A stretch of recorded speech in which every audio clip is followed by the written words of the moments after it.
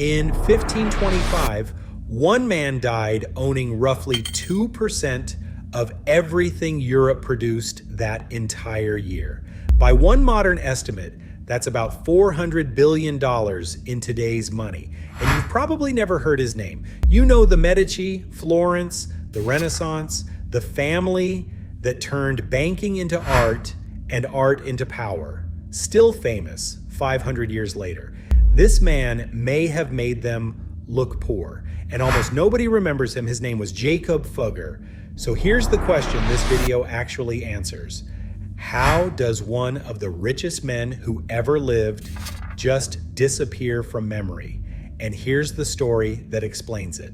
In 1519, the crown of the most powerful empire in Europe went up for sale. Two of the most powerful kings alive both wanted it.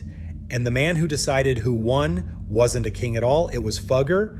We know roughly what he paid. We know who he bought it for. And we know that the man sitting on that throne was, from that day forward, in his debt. This isn't a legend, it's a paper trail. And it starts in a merchant's house in a German city most people couldn't find on a map. Augsburg, southern Germany, not a capital, not a royal city, a trading town, cloth, cotton, the kind of business that made a family comfortable, not legendary. The Fuggers were merchants there for generations, respectable, wealthy enough, nothing special, until Jakob. At 14, his family sent him away, not to a palace, but to Venice. He worked out of a trading post called the Fondaco dei Tedeschi, the base for every German merchant doing business in the city. And there, he learned something that most of Europe hadn't caught up to yet. Double entry bookkeeping. Every transaction written twice. Every florin tract coming in and going out. It sounds boring. It wasn't. It was the difference between guessing whether you were rich and knowing it to the coin. Fugger came home to Augsburg with that method in his head. And he started using it to ask a question his family's business had never really asked. Not, how do we sell more cloth? But, where is the money that nobody else knows how to reach? The answer was mining. In 1485, Fugger made his first real move. He approached Archduke Sigismund of Tyrol, a Habsburg prince who loved spending money far more than he understood how to keep it. Sigismund already owed well over 100,000 florins to other lenders. Fugger offered him a new loan, just 3,000 florins. Small, almost nothing, but he didn't ask for cash back or land or a title. He asked for a share of the silver coming out of Sigismund's mine at Schwaz. That single decision is the whole Fugger empire in miniature. Don't lend against a prince's promise. Lend against what's still in the ground. A promise can be broken.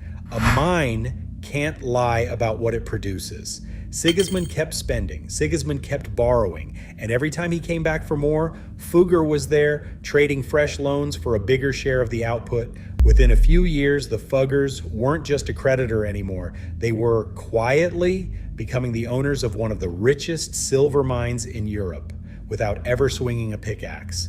A cloth merchant's son from a trading town nobody outside Germany had heard of had just found the formula. Now he needed something bigger to apply it to. The Tyrol loan gave Fugger his first real capital. What he did next was build something the world hadn't really seen before, a business with no single home. Fugger set up permanent offices, not just trading posts, but staffed branches in the major commercial centers of Europe. Rome, Antwerp, Lyon, each one run by people loyal to him, sending information back to Augsburg constantly.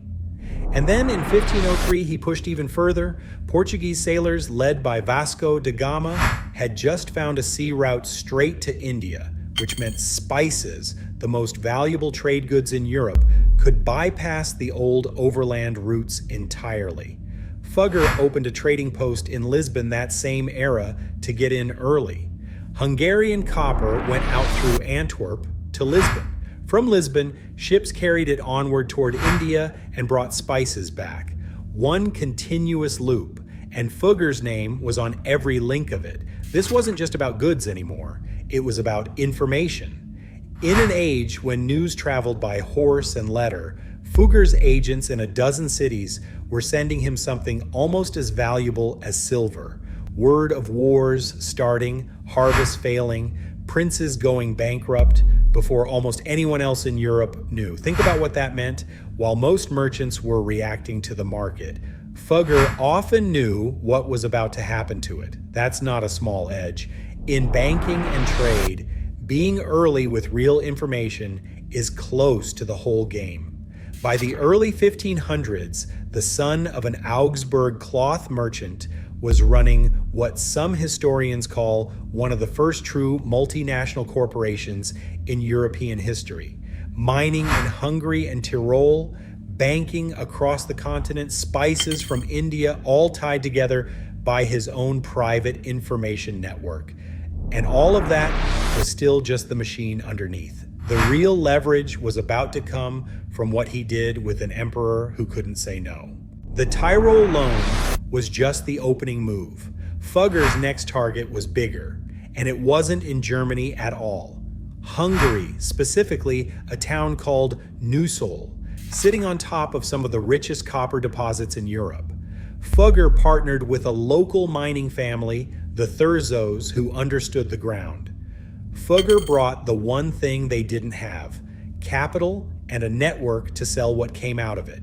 Together, they built something Europe hadn't really seen before. Not just a mine, a vertical operation. They owned the extraction, they owned the smelting, and they owned the trade routes that moved the finished copper to buyers across the continent.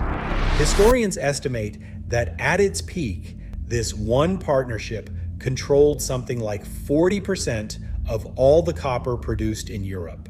40% of an entire continent's supply of one of the most essential metals of the age: copper for coins, for cannon, for tools, for roofing, run largely through the hands of two families, and one of them was Fugger. And while the mines were filling his warehouses, something else was happening at the very top of the empire. Emperor Maximilian I sat on the throne of the Holy Roman Empire, and Maximilian was, by almost every account, terrible with money, big ambitions, constant wars, an empty treasury. Starting in 1491, Fugger became his financier of choice. When Maximilian needed 170,000 florins to fund a campaign in Italy, Fugger provided it, secured, once again, not by a royal promise, but by the output of the Tyrolean silver mines themselves. This kept happening. Loan after loan, campaign after campaign, each one collateralized against something real. Mining revenue, toll income, territory, and each time, Maximilian's dependence on Fugger got a little deeper. By the early 1500s, the Holy Roman Emperor, technically the most powerful ruler in Europe, could barely fund a war without asking one Augsburg merchant for money first. That's not an exaggeration for effect. That's the actual position Fugger had built for himself. Banker to an emperor who could not function without him. And an emperor who depends on you for cash eventually has to start listening to what you want in return. Power like this doesn't come free. Somebody always pays the cost of it directly. And for Fugger, that cost showed up in his own mines. At Schwaz in Tyrol, the silver mine that had started his whole empire, Fugger wasn't just a lender anymore. By the 1520s, he effectively controlled the leaseholds, which meant he was, in practice, the lord over thousands of working miners. He set terms on their wages. He controlled the price of the food they had to buy. To them, the name Fugger wasn't a symbol of genius. It was the name of the landlord squeezing their lives.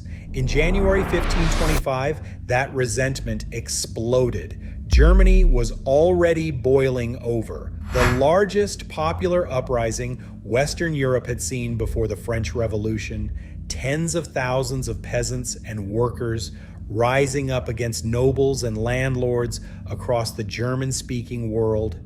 It became known as the Peasants' War. The miners of Schwaz joined it. They put down their tools. They demanded their pay on time, their holidays restored, and specifically by name, that Fuggers' mining rights be revoked entirely. When authorities threatened to crush them, the miners armed themselves with sticks and poles and seized control of the nearby town outright. Picture that for a second. One of the richest men who ever lived, the man who could hand an empire to whichever king he chose, had workers in his own flagship mine literally taking up arms against his name.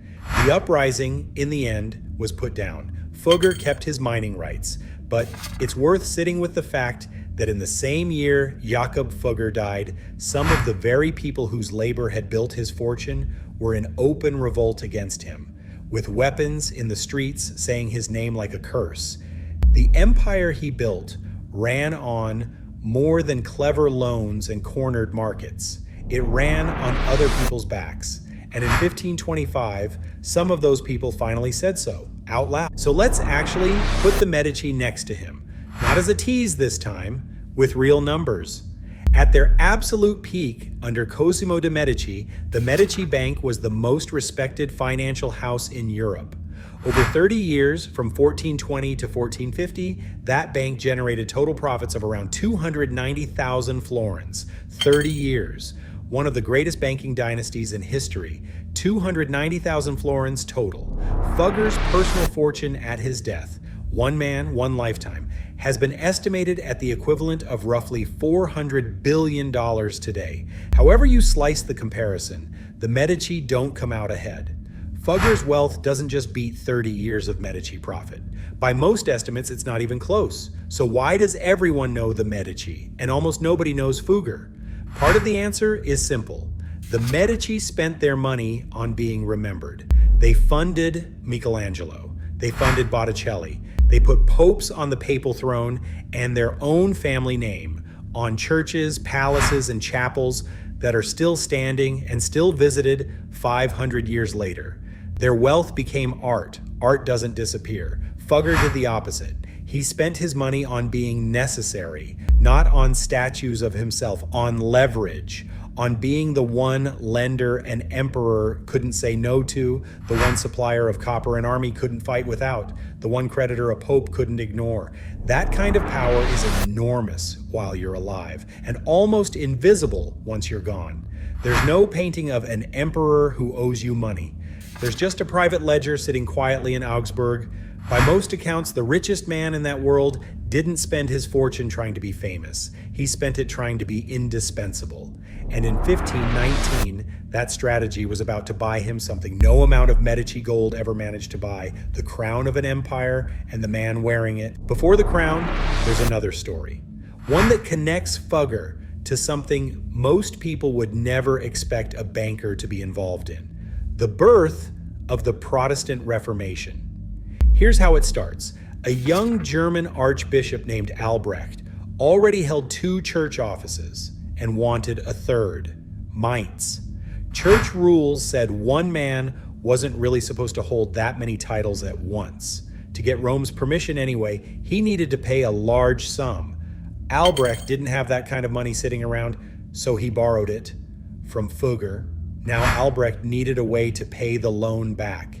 And the church, at that exact moment, was running a fundraising campaign to finance the rebuilding of St. Peter's Basilica in Rome, selling indulgences, payments that were marketed as reducing time in purgatory for the buyer or for a loved one who'd already died.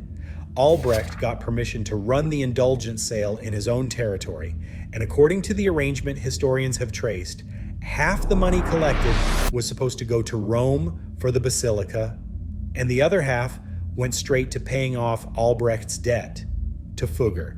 It gets more specific than that. The preacher sent out to actually sell these indulgences. A friar named Johann Tetzel traveled with a locked chest for the proceeds. And by several historical accounts, one of the people holding a key to that chest wasn't a priest. It was an agent of the Fugger banking house.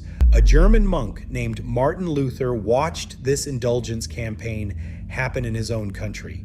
and it appears to have been one of the sparks that pushed him to write 95 arguments against the practice and nail them to a church door in 1517. Nobody is claiming Fugger caused the Reformation on purpose. He was a banker collecting on a loan. But the money trail behind one of the most consequential religious revolutions in European history runs directly through his ledger.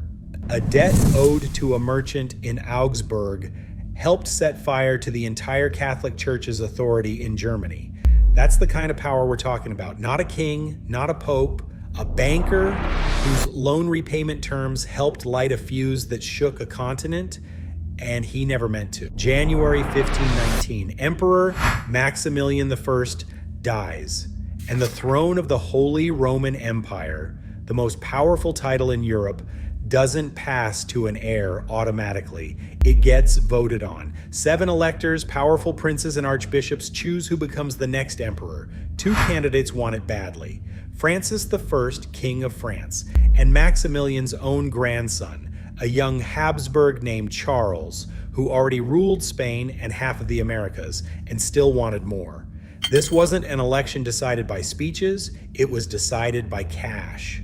Both sides understood that the 7 electors could be bought, and both sides set out to buy them. Francis I moved first, and moved big, by some estimates 500,000 to 600,000 florins, in bribes and promises, funneled to the electors through French banking connections. Charles needed to beat that number, and Charles personally didn't have it. His inheritance was enormous on paper: land, titles, colonies, but almost none of it was liquid cash sitting in a vault, ready to hand to 7 electors. So he turned to Fugger. By some historical accounts, Fugger personally advanced something like 544,000 florins toward the effort to buy Charles the throne, roughly 2/3 of the total sum, estimated around 850,000 florins that ended up reaching the electors. Fugger didn't just help finance the biggest bribe in the empire's history. He was the majority of it, and it worked. In June 1519, the electors voted, all 7 of them, for Charles, unanimously. Francis I, with all the wealth of the French crown behind him, lost. There's a letter that survives from this period, written by Fugger to the new emperor. In it, Fugger reminds Charles, in plain terms, that without his money and the money of his associates, Charles would not have gotten the Roman crown.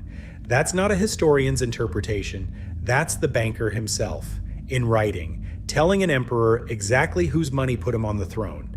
Charles V became one of the most powerful rulers Europe had ever seen, ruling Spain, the Netherlands, parts of Italy, huge territories in the Americas, and now the Holy Roman Empire itself. An empire so vast, people said the sun never set on it. And somewhere in Augsburg, a merchant's ledger recorded exactly how much that empire had cost, and exactly who was owed for it. So what did Fugger actually get in return for putting an emperor on the throne? Not a title, not a crown of his own, something quieter and arguably more valuable. Control over resources an empire couldn't function without. In 1525, Charles V granted the Fugger family the rights to the mercury and cinnabar mines at Almadén in Spain, deposits that were among the largest of their kind in Europe. That grant would pay off bigger than anyone knew at the time. A few decades later, silver refiners in Spanish America worked out how to use mercury to pull silver out of low-grade ore, a technique known as the patio process. Almost overnight, mercury turned into one of the most valuable substances in the empire. Whoever controlled the mercury supply had leverage over the flow of American silver into the Spanish treasury, and for over a century that was, in large part, the Fuggers. Think about the shape of that. A merchant family from a German trading town ends up holding a choke point on the refining of silver mined an ocean away, in a colony most Europeans would never see. That's not an accident of timing. That's a debt from 1519 being repaid 7 years later, with something worth far more than gold sitting in a vault. a permanent piece of the machine. And it wasn't just Charles. Fugger's reach extended into the church as well. His bank had financed cardinals, funded the debts of archbishops, and, as we just saw, quietly bankrolled part of one of the most explosive religious controversies of the century. Popes needed money too, and popes borrowed from Augsburg like everyone else.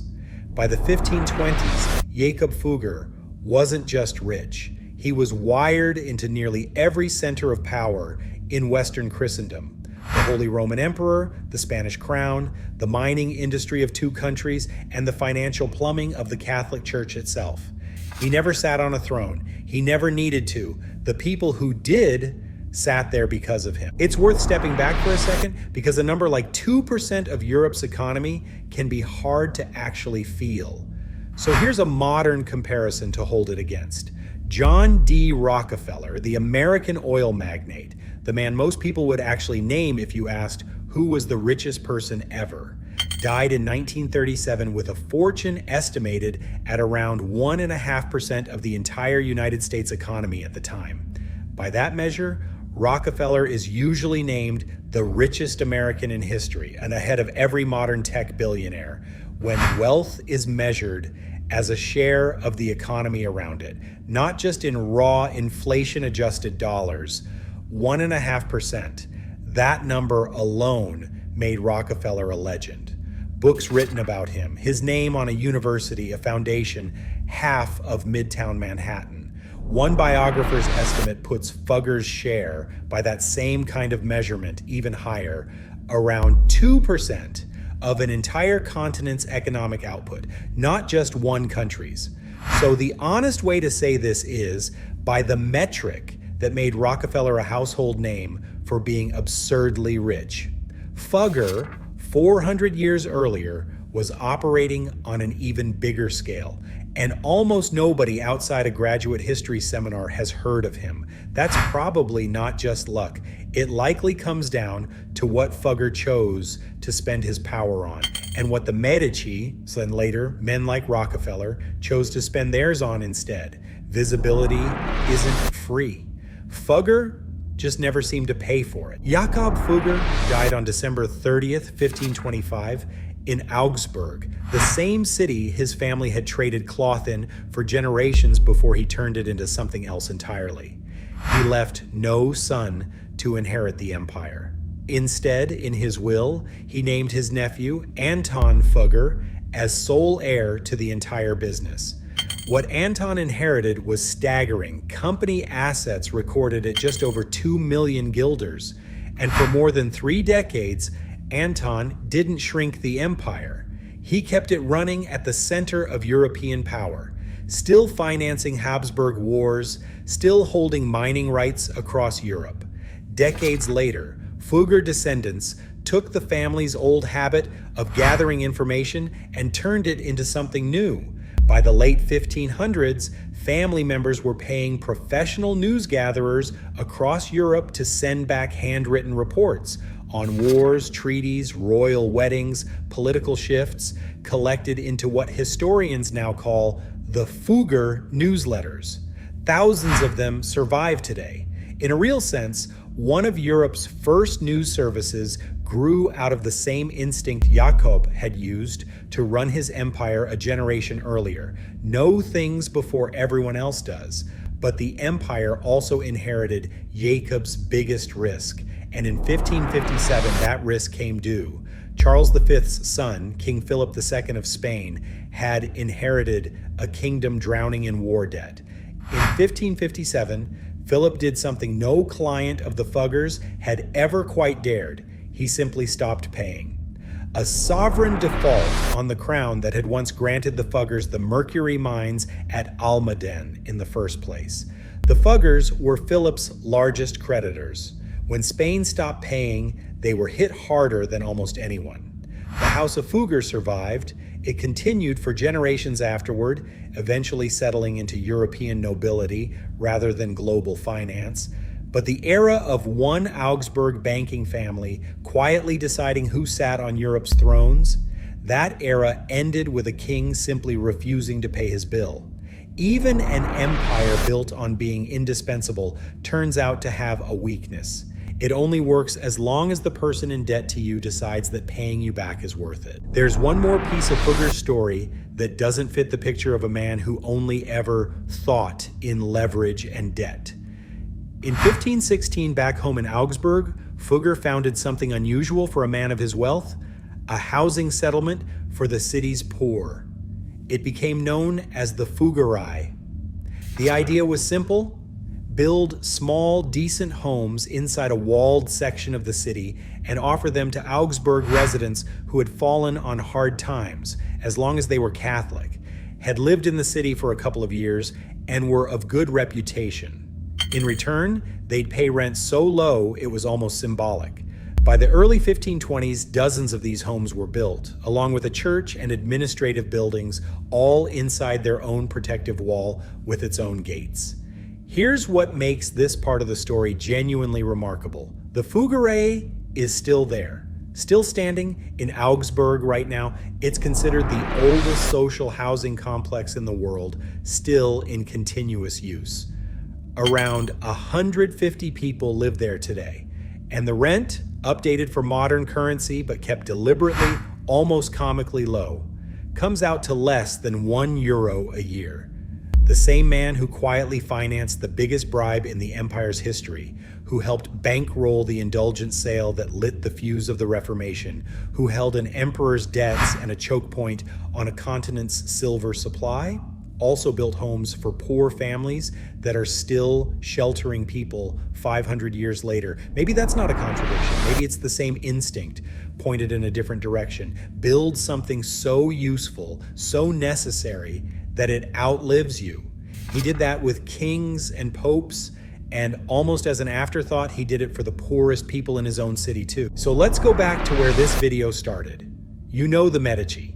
Everyone does. Their name is on museums, on palaces, on the Renaissance itself. And by most estimates, at the very peak of their power, this one Augsburg merchant's personal fortune made them look poor. He financed an emperor. He may have helped light the fuse that split the Catholic Church. He held a choke point on the silver of an entire empire. And an emperor once put it in writing that the crown on his head existed because of Fugger's money. And almost nobody remembers his name. Maybe that's the actual lesson buried in this story. Money that gets spent on statues and palaces gets remembered. Money that gets spent on being quietly, permanently necessary. The kind of power that doesn't need a monument because it's already inside every decision the powerful people around it make. That kind of power disappears from memory almost on purpose. It was never built to be seen. An election was bought 500 years ago. We know roughly what it cost. We know who paid it. We know the man who ended up on the throne spent the rest of his reign owing that debt. That's not a metaphor for how money and power work. It's a receipt. And if you want to see the one part of Jakob Fugger's fortune that he did choose to make visible, it's still standing. A quiet, walled street in Augsburg, homes for people who need them, a gate that's still open, where the rent, 5 centuries later, is still next to nothing. Everything else he built was designed to be powerful and invisible. That one thing he built to last and to be seen.